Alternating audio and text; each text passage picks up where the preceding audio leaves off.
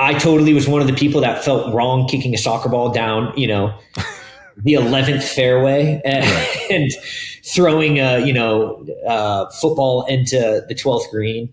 But I did think it proved what we all wanted to do, and that's to introduce what Augusta is to the game of golf, what it means to the game of golf. And yes, obviously, kids, we don't want you to go out there and throw soccer balls and footballs out there, but it introduced them to the history of Augusta National in a creative way, and I think it succeeded in that.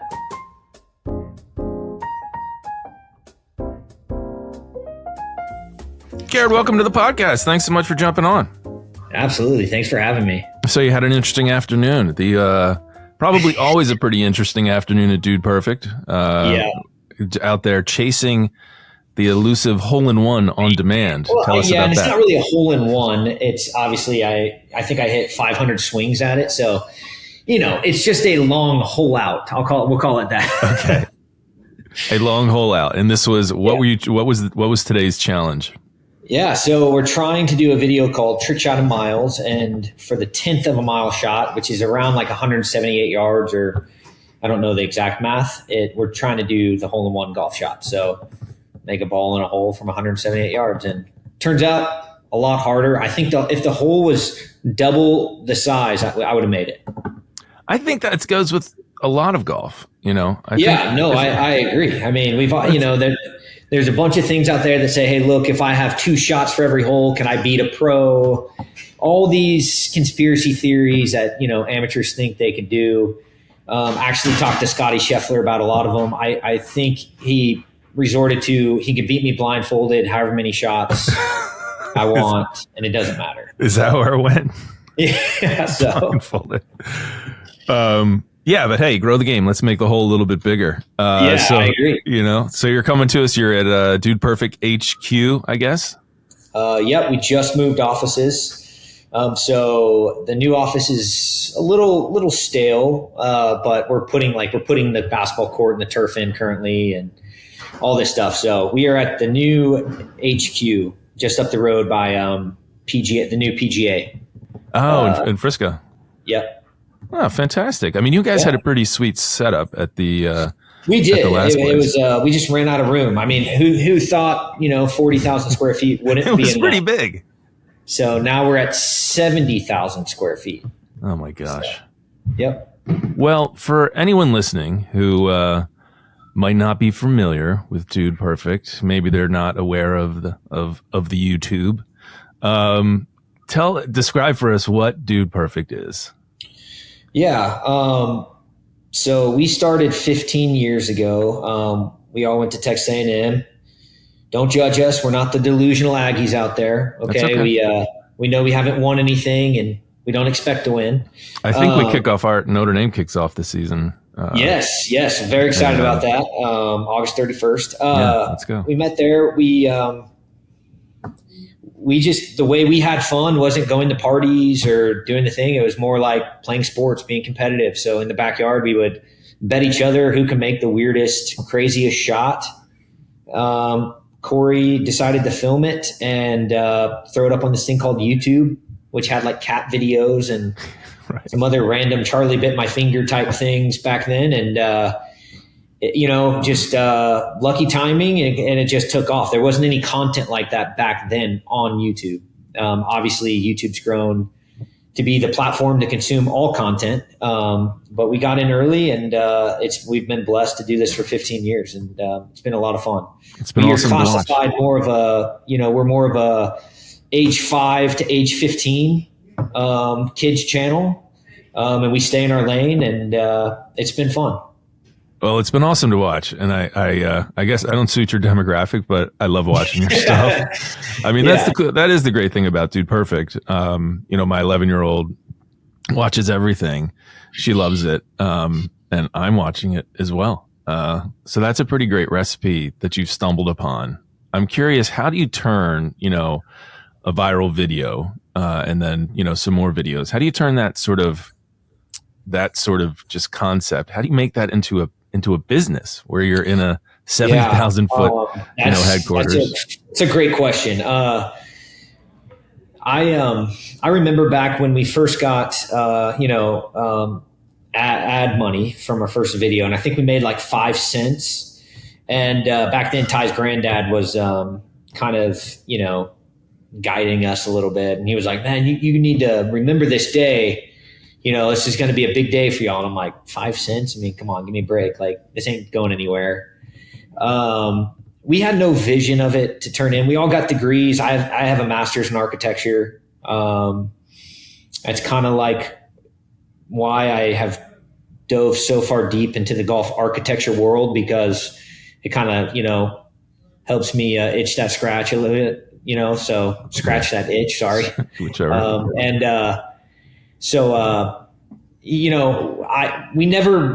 We're not like business people, and we're like, dude, if we put this on YouTube and do these things right, and we can quit our jobs and do this for a living. So we've just had the right people at the right time. We've been lucky enough to kind of be at the forefront of it, to be at the forefront of the digital age of advertising, of the switch over from TV to YouTube with the kids. Like, we hit it at the right time, and if I started Dude Perfect today, it would look, I don't know. I don't know what to tell you. I mean, it's a very hard business to like seep into. I love all the other content creators. I love YouTube golf. I love what that's done for, the game of golf, and just for these companies to go out there, have fun on the course and make a business out of it. I think that's really fascinating to watch. And I actually love watching all the success stories out there of people just like, the no laying up guys grinding out like a golf podcast and like making it a business. And, even the Golfer's Journal, like what you guys have done, and being able to use the tools like YouTube and social media to grow a company is very fascinating to watch for me. So I don't have like the recipe to do it. We just lucked out, and luckily there's 5 of us to keep us going. If it was just a single guy, I think this ends a long time ago. Yeah. I mean, the friendship seems pretty genuine. It is. Obviously, we started as best friends. I would say we're now more family. It's like you hanging out with your brother or sister. You love them to death, but you also don't want to hang out with them outside the time you want to hang out with them. Sure. Yeah, absolutely. Well, I mean, and there's risks of going into business with your friends. And where your friendships are tied into your financial life, and there can be pitfalls there, but you seem to have been able to avoid them. We've had those pitfalls. No, it's not all been just, roses over here. So we've had plenty of hiccups when it comes to finances, and we've had to learn as we grow. I mean, I think we've all matured. We started this in our early 20s, and now we're in our late 30s. And obviously, we get more wise over the years, and I think it's helped us navigate those things. But there's definitely been financial hiccups, no questions about it. Well, you're doing well. I mean, how many followers now? I mean, YouTube, how many views? Followers? 61 million, I believe. 61 million. Yeah, something like that. Like the population of, I don't know, France. Yeah. Yeah. Super blessed. I think it's split too. I think it's half US, half international. Oh gosh, that is so great. How do you keep it fresh? How do you keep evolving? Right. So you do, you make the shot, you make that shot. We're known for trick shots, but obviously if you've been a fan for us for a long time, those videos are getting, more and more in the past because, our bodies are getting older, trick shots are harder. And so we have evolved. We're trying to evolve content to where it's not just we're the trick shot guys. Obviously that's what people know us for, but we try to come up with a new series every year. That's how we do it. So, we introduced a show called Overtime, which is a variety show. We introduced a show called Bucket List one year. We've introduced a show called Quest this year. And so we just try to get something new. It keeps us, it keeps our minds fresh. It keeps it fresh for us. And we're not just like grinding out, trying to make a full length basketball shot where you're just like, oh man, I guess we'll get it tomorrow. So we still enjoy the trick shots, but the trick shots on the internet these days are pretty good. There's some good competition out there. So I will say we are not the best people to do it anymore. There's better than us.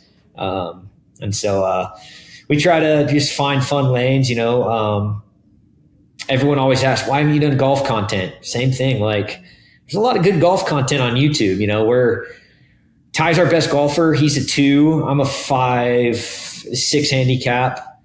And then the other guys are like in the 12s, 13s. So we're not like we're like these like, you know, scratch golfers that can just go compete with the Brian Bros and Good and all these people. But we enjoy the game of golf, and so we've thought about that. Maybe we'll just do more collabs with those people to, you know, do some fresh content like that. But yeah, it's always a grind to come up with new ideas, as I'm sure you know for yourself. So. For sure, but I'm raising my hand for Golfers Journal collaborations. Let's. I'm in on the Golfers Journal. I mean, I'm huge fans of the Golfers Journal, so I still like. You know, I'm a part of the Discord, and I want to get in on a trip. It's just these trips are. You know, my company is very sporadic, so if I get a part of like one of these trips, like to Ireland or Scotland, like y'all do, it's like, man, I gotta go to 4 guys and be like, hey, so I'm going to need like a bunch of time off. And it's just difficult to get the 4 guys because they're jealous that they want to be on the trip. I'm like, well, you didn't join the lottery, so I don't know what to tell you. So, all right.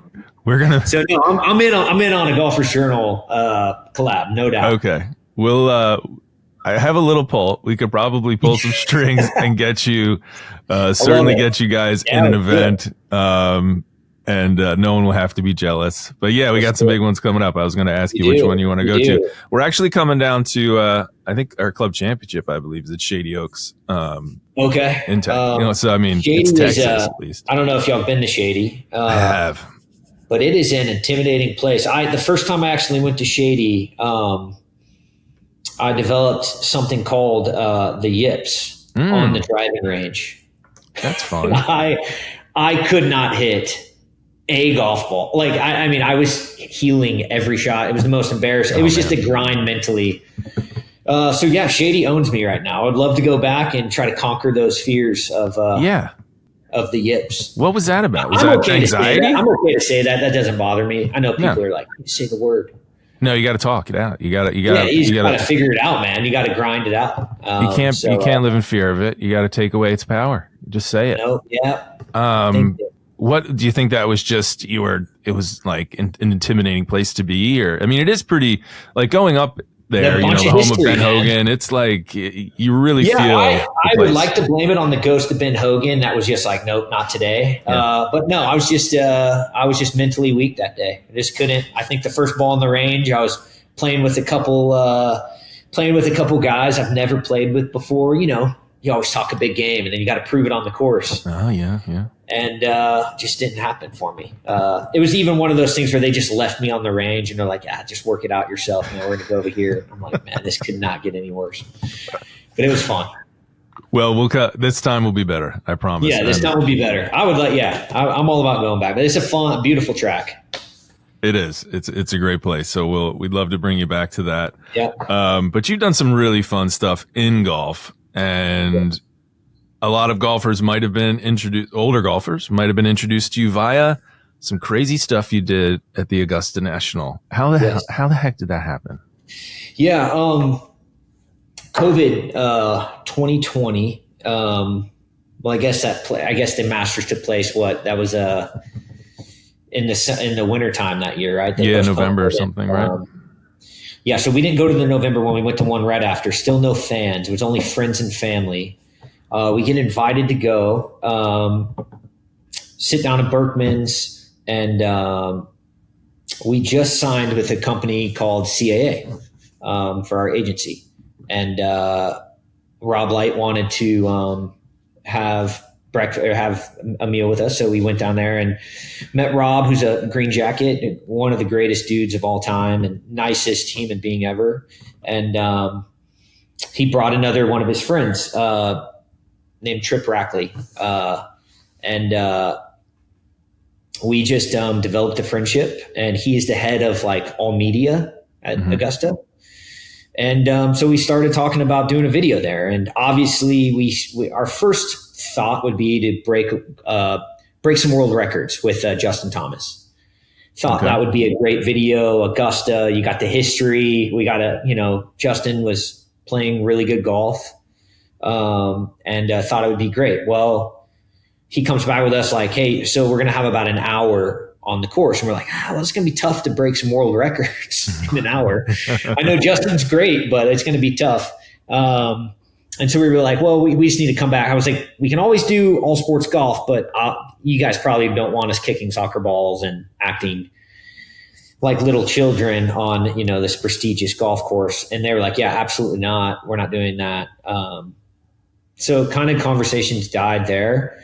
And I'm not exactly sure what happened in the month, like the 9 months after that, but get a thing of like, hey, I think we should probably try if we honor the course in a way and we showcase the history of Augusta.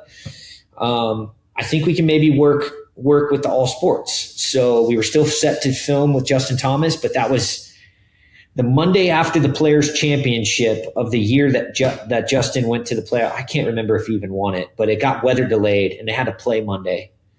Right. So he was out.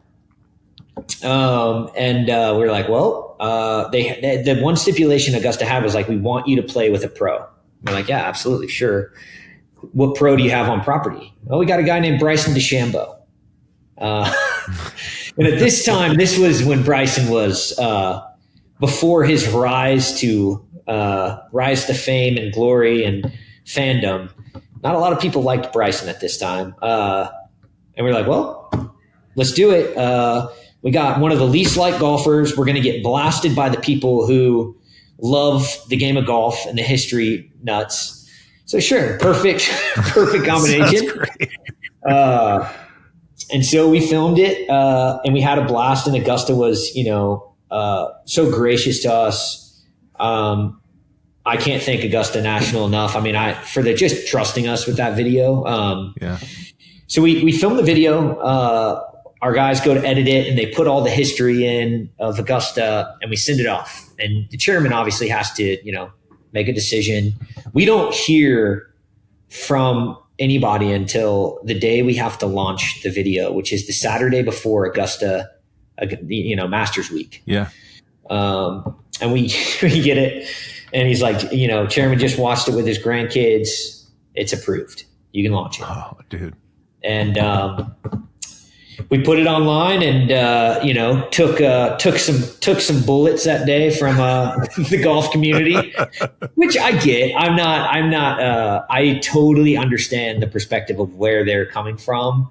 But this is right when the whole kind of grow the game movement started. A lot of people didn't really know what that is, but like really, like I said, our audience is 5 to 15-year-olds, and there's not a ton of 5 to 15-year-olds who know what Augusta National is and what it means to the golf world. And so we have the real unique opportunity to showcase that to them and to really ingrain that in their minds of what it meant, what Augusta means for the game of golf. And you wouldn't believe how many people text us or emailed us saying, man, my 7-year-old for the first time doesn't even know what the game of golf is, wanted to watch the Masters with me on Thursday because that's where Dude Perfect shot a video. Oh, man. I mean, it was tons of people. That is I totally was one of the people that felt wrong kicking a soccer ball down, the 11th fairway and throwing football into the 12th green.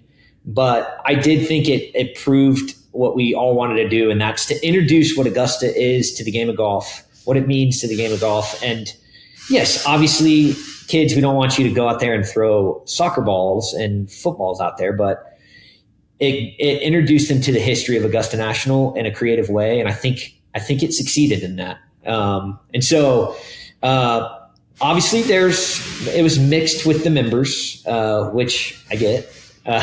Sure. I feel like sometimes walking around Augusta National, I always am like, man, I hope they don't hate me. But they have, again, been so gracious, and we love going to the Masters every year. We're blessed to be able to attend and watch the greatest tournament there is. And it's cool to just walk down with all the patrons in the Masters week, and just, there'll be like they'll just say something about the video, about whatever, like, oh, what'd you take from here, and I'm like, dude, I don't remember, but so it's kind of fun to walk with the patrons and talk about it, and try to root for Tiger to win another one, because that's what we all do at Masters. That's what we all do. Now, those are great points, because the first reaction of a golfer, you see this and you're like, oh, this is sacrilegious, and absolutely. But you're right, like how otherwise can you get millions of kids to actually see Augusta National and maybe become interested in it? So it's a little more savvy than people give it credit for. I really feel like the game of golf I still feel like the one thing that's lacking is the access to little kids. 100%. It's expensive. You either have to be a member at a club or, go grind out at a kind of, at least in Texas, the municipal courses aren't great here. And so it's really tough to get into the game of golf. And I just hate the aura of like, oh, it's a rich kid sport. Cause right now it kind of is. It's like, you got to be a member at a fancy private club to get, have your kids get access. And so I still think, we got some ideas, up our sleeves to try to create some family clubs, to, really try to introduce kids to the game. So yeah, hopefully we can still go down that route. I still feel like it's lacking a little bit. I'm one of the weird ones that I personally love what Live Golf has done. And it's kind of created a shakeup, which needed to happen. It's an uncomfortable shakeup, but it needed to happen regardless. So I think there's some good stuff coming in the game of golf. It just needs a little bit of rework. Are we going to get a dude perfect? You mentioned architecture. Are we going to get a dude perfect golf course? For the amount of golf architecture books I read, there should be a dude perfect golf course designed by Dude Perfect, which would be kind of fun. So maybe it's not. It's definitely been talked about. Oh, good. Well, and Dude Perfect has been branded on on some great stuff, a lot of stuff. We need some Dude Perfect. Have you done golf balls or golf clubs yet? No. So no. Obviously a kid's use set would be phenomenal. Yeah. In a way that can grow with kids. All my kids golf, and it's the greatest thing that I could ask for as a parent, because I don't care about if they're good. I don't care if they're going to college or being a pro. I've just never met a kid grow up and say, man, I wish my dad wouldn't have put me in golf. It's been the complete opposite. Yeah. Man, I wish my dad would have put me in golf. And so we have two rules in our house. You will play golf and you will take music. And you'll thank me later for it. So, we've tried to get into the golf ball game. Again, it's hard to all the brands do such a good job. We could collab with them. There's no reason to innovate what they're doing. They're already at the high end of innovation. I love what Good's doing in that regard, like putters and things like that. So I think there's some ways to get kids access to it. Hopefully for a cheaper cost, because even the kids sets are pretty expensive. They sure are. I'm fully behind that. Yeah. And your kids do they know that their dad holds multiple golf world records in the Guinness book itself? Yeah, I still feel like they are kind of they don't really understand why people take pictures with me in public. I got a 9, a 7, and a 6-year-old. And they're still kind of it's just weird. I think they just think that's what people do, is just walk up to each other and take pictures. So they watch all our videos. My daughter's probably the biggest fan of Dude Perfect, almost annoyingly so. It's all she wants to watch is Dude Perfect. And it's that's the last thing I want to watch. But I don't think they really know what a Guinness Book of World Records is or anything. But yes, I saw that Wesley Bryan just beat my longest putt. What? So I actually don't own that record anymore. I think Wesley Bryan does, but I'll beat it again. No worries. Yeah, you'll beat it again. Tell us about the ones you do hold. I was watching some of them today.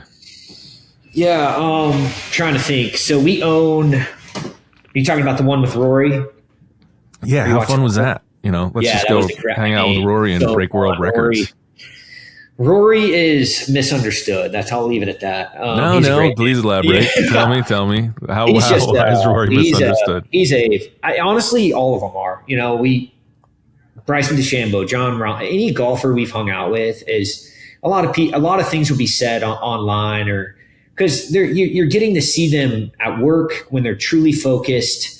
They're not there to have fun. They're there to win. And so I feel like there's a lot of things said about golfers that just aren't true. Like, oh, Scotty Scheffler, the most boring person on the planet. It's just not true. He's a blast to hang out with, heart of gold. Same with Rory. I mean, Rory is just and the dude is just uber talented. I mean, he broke the longest 300 yards in a minute, 300-yard drives in a minute. Yeah. And his very first try, and he was just doing it with like ease. It wasn't even like he was just up there just like dinking them down the fairway. And I mean, he's a class act, and he's gone kind of through the ringer this year a little bit, but he's great. I love Rory. And same with John Rahm. John Rahm is one of the most genuinely fun dudes ever that, people can disagree with his decision and this and that. And, he got blasted for being emotional on Live Tour yesterday. And it's like, until somebody's in that situation, it's hard for me. I can kind of speak from coming from the keyboard warriors. It's tough to like weed them out. Everything that's said online sticks with you, even if you need it. Like, it's just hard to weed out the haters. Like you see the comment and you're like, man, I hate reading that. But it's hard to please everyone. But every golfer that we've worked with has been a fun time. And Rory, that shoot was, I think we only had 2 hours with him, maybe 3. And he just broke world record after world record after world record. My favorite one we did was the number of like par 3 completions. So he would tee off and then I would putt it in. And it was like, I forget the number, but we broke the world record there, which was fun. Like the fastest like number of par 3s that you could finish. But yeah, we own, I can't even remember some weird ones. I mean, Ty owns the longest putt with a hot dog. You guys go out there trying to break that one. I think it's breakable, but the hot dogs break a lot. Yeah, so, gotta have a good spot. Keep that in mind. So yeah, it's been fun. That's awesome. Yeah, it was very impressive to watch you make 2 balls with 1 stroke. So that one is a lot easier than you would think. Really? Yeah, I think it helps you keep your club face square. Yeah, because you like they didn't get in the way of each other. What was that? They didn't get in the way of each other somehow, and it like worked out. It was wild. Yeah. Obviously one sits a little bit on the toe is how I had it, so that one comes off a little bit softer. So the other one off the center gets the juice out front and works out. See, your trick shots, man. Yeah. Actually, that one's beatable. I think you could go out there and beat that if you just got to find the right green, the right hole location. So if you're into architecture and golf courses, tell me your favorite places to play golf that you've been, and maybe some places you want to go. Yeah, I think my favorite golf architect is probably McDonald. So National Golf Links is just my favorite place on earth. It's my favorite course I've ever played. But I just got to go and play in the reverse routing at St. Andrews this year. Very nice. And first time to play kind of true link style golf. And I think I'm just a links golf guy. I love how fun it is. You can spray it all you want off the tee. Doesn't matter. It's more about your second shot and playing the right wind, and tight fairways and stuff are just kind of like, they don't suit my eye because I'm not that accurate with any club. But I love Donald Ross. I mean, really all the architects. Big fan of Tom Doak. I'm a member at a couple Doak courses and I love them. Any that you care to mention? Yeah, so I'm at a new place in Childress, Texas called Childress Hall. Sure. It's not open yet, but what he's done out there. The reason I like Doak is the way he designs a course. He doesn't really, he takes the land that's given to him and he designs great holes. Yeah. And he designs them for pros all the way down to the amateur level. And I think that's like a really key thing for me, especially like, being an amateur, you want a hole that can be hard, but can also be made, can ease it up for, when my wife plays and she, I want her to have fun. Mm-hmm. So yeah. And then I joined a new course also that's coming. It's not a lot. It hasn't been really talked about. I don't even know if I'm able to talk about it, but I'm okay. You don't have to. I'm wearing the hat, so I worst case will get a call. But it's called Punta Brava. Okay. It's in Mexico. Another dope course, which I think would be pretty special. It's along the water, but as far as like, Pinehurst number 2 is I love Pinehurst number 2. It is great. I also love the fact that it's accessible to anyone. So that's just, that's what I love about the US Open. And, so yeah, I like all architects. But I would say Donald Ross, McKinsey, and McDonald are probably the ones I kind of like keep my, read a lot about and study. And then as far as new age goes, I think Doak is the guy right now. It's a strong list, a very strong list, Garrett. There's also so many up and coming architects that are going to do great things for the game. So I'm looking forward to playing some of those. How about one you haven't been to and you need to get to? Are there any left for you? Yeah, there's a lot actually. I've never actually played any Pennsylvania golf. What? Which is coming to you live from Pennsylvania. I know. Ouch. I take that back. I played Hershey, but it's good I played Hershey course. Country Club. Yeah. But want to get out to Lancaster and want to get out to Marion and Oakmont and Philly Cricket Club. I haven't done any of those. Philly Cricket Club has always been something that I've just grown up really wanting to like go play. I'm not really sure why. Just looks amazing. You're right. It's probably. I think Pennsylvania golf. No one really talks about it, but it's probably the best. It's competing with the best day. You got New York, California, and Pennsylvania. I think are the top. And said. Never played any Pennsylvania. So well said. Well, you have to get out here. Come to Philadelphia because in Philadelphia we also claim Pine Valley. I've never played Pine Valley either. I've heard mixed views on Pine Valley, obviously, because it's like if you're not playing good, it's just going to be one of those grinders of a day. It's going to be tough. Oakmont and Marion too. But for sure. You won't be kicking any soccer balls around Pine Valley. I don't imagine. I'm pretty confident. They never say never, man. Never say never. That's what we say about Augusta. Once you get Augusta, it's true. So I wonder, after spending a day like doing things like trying to, throw a ping pong ball into a cup that's on a tractor trailer or, doing these impossible tasks. And then you go out and play golf. Does it feel any easier? Does it feel like, the ball's not moving, the hole's not moving? The reason I like golf is because it's a game against yourself.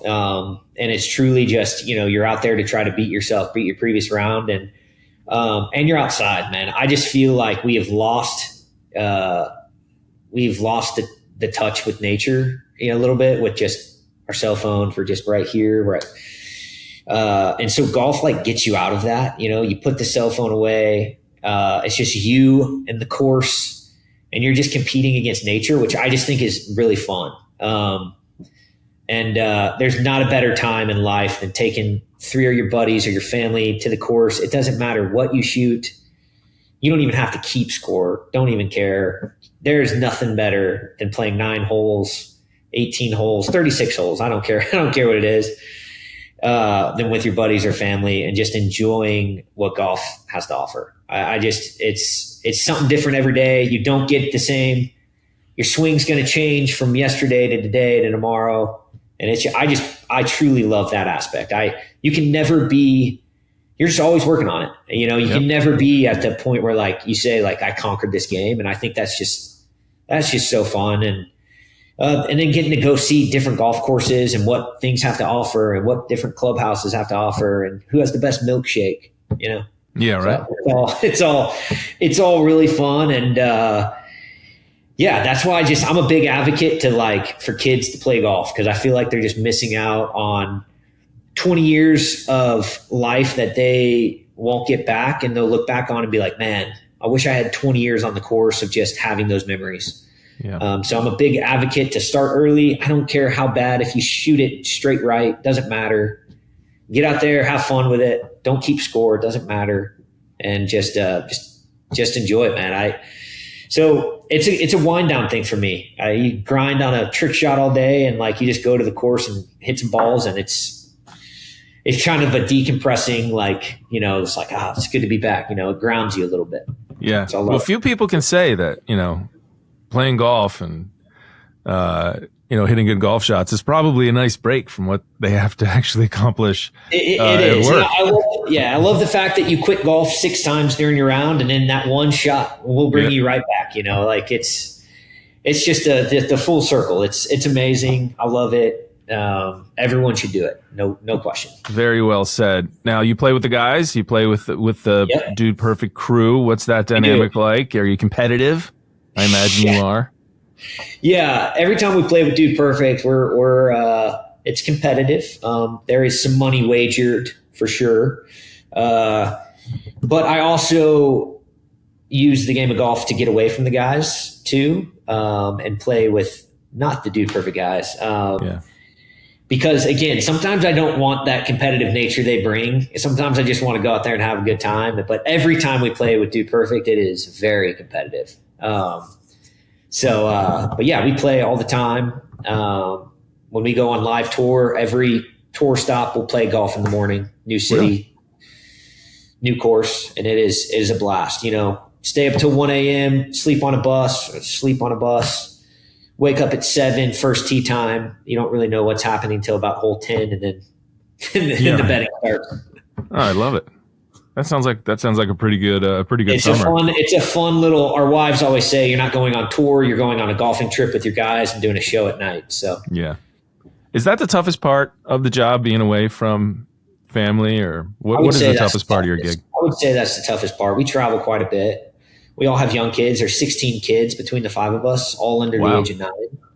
Wow. And big birthday parties. A lot of birthday parties. Yeah, being away from the kids, especially when your kids start breaking down when you're leaving and crying. And it's that weird mix of I'm going to Augusta to have fun, but it's work, but it's fun. And my kid's crying and doesn't want me to leave. So it's a really weird mix. But yeah, I would probably say that's the toughest part. And then I would say the second toughest part is working with your friends. It's tough. What's tough about that? Like we talked earlier, I mean, I just think it's, those guys better than anyone in your life. Yeah. You have expectations for certain things that just sometimes go unmet, and, you let pride get in the way. And, we try to, have a good talk every Monday morning to kind of clear the air. If there's anything that we're trying to, if we're holding on to, we're big proponents and being men, talking face to face, not letting it fester. And that is a trait that is kind of dying slowly with this next generation. It really takes a lot to look your buddy in the face and say I'm disappointed in you, or you did this to me, or whatever. But it's necessary. For sure. And so we've done a good job of that. We try to do it every Monday when we start work. So that's fantastic. That's a really healthy practice. Yeah. Yep. It was a practice that was told to us that we needed to do, and it's uncomfortable, still is uncomfortable. So, but it's worth it, because if it festers too long, it's, you'll get to a point where you're just you have real issues. So that is great advice, and probably for a lot of organizations or anything. It's awesome. Yeah. I can't thank you enough for the time. I just want to leave with, you do a lot of stuff, and a lot of great stuff and exciting stuff. And I'm sure have a lot of moments that these sort of pinch. I mean, whether it's playing golf with Rory or whatever, these sort of pinch me moments. Like, wow, this is.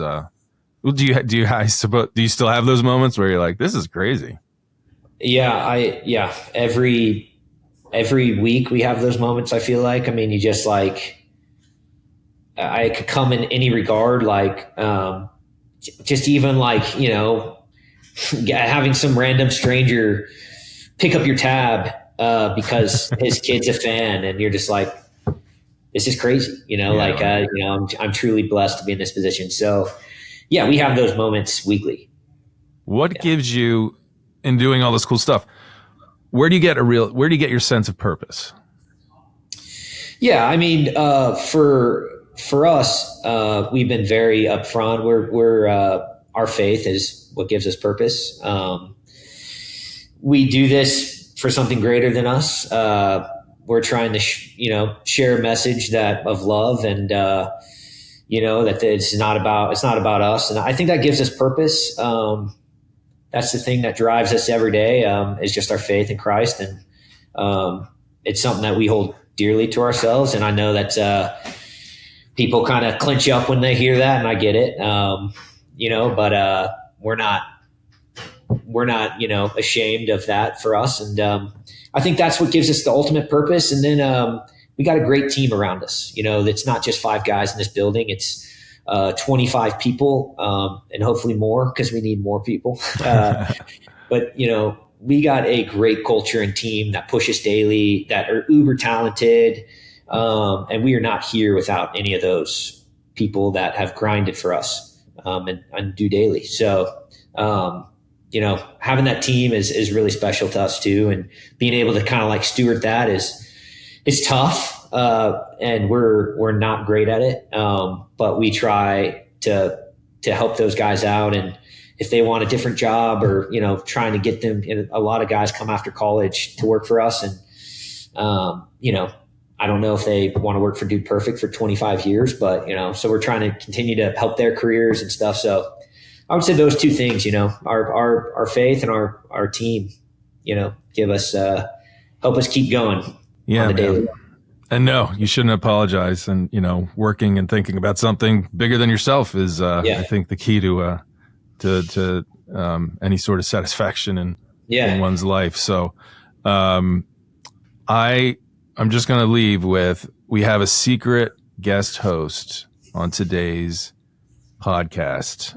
My daughter Caroline, who's 11, has never been interested, and no offense to all the guests, the wonderful guests that have come on the Golfers Journal podcast, but she hasn't found any to her liking, or rather that would pique her interest. But certainly having you on is very exciting, and she was very excited to hear I was talking to you, and maybe a little bit nervous over here. So do you mind if she asks you a question? Oh, absolutely. I would love that. Come on over, Caroline. We're going to put the headphones on you. You can talk right into the mic. How's it going? Say hi to Garrett. Hi. Is this, it's hard to see, but are you redheaded? Yeah. It's amazing to meet another ginger. You don't meet a lot anymore. I feel like the redheads are kind of going out in style. So it's great fellow ginger. It's great to meet you. What's the best part of your job? Well, I think it's probably all the fun things we get to do. If that's like 2 of the guys right now are in Paris at the Olympics. So we get to do really fun things. Growing up a sports fan, I would have never thought I would have been able to go to the World Cup or the Super Bowl or the Final Four or any of these things, and being able to not only go, but to have like a segment or be a part of those is just, I think it's the best thing of our job. And getting to meet all the fun, cool people. I mean, even this podcast, I know this, you guys probably won't think this is genuine. It's very genuine. I'm a big Golfers Journal fan. I mean, even to be on this podcast is a blessing, a treat. So even something like this is just really fun for me to be a part of, and would have never thought in high school or college that I'd be sitting in this chair talking about a cool job. So Say thank you. Thank you. It's a great question. Yeah, absolutely. Great meeting you. Thanks, Garrett. I didn't have Absolutely. headphones on, so it sounded like it went well. Yeah, I love that. All right, awesome. Well, hey, you made her day. You made my day as well. Great speaking with you. I seem to bump into you here and there as we're at cool golf events. Yeah. So let's try and do it on the golf course. Let's do it. Let's do it. Shady Oaks or elsewhere. All right. Yeah. Thank you. Thank you. Absolutely. Thanks for listening, everyone. And if you enjoyed this episode, we strongly encourage you to become a member of the Golfer's Journal, or if you already are, to share it with your friends. As a reader-supported publication, we couldn't do it without you. We also couldn't do it without the help of our partners, and they are Titleist, Scotty Cameron, FootJoy, Holderness & Bourne, Omega, Charles Schwab, and BMW. We'll see you next time on the Golfer's Journal podcast.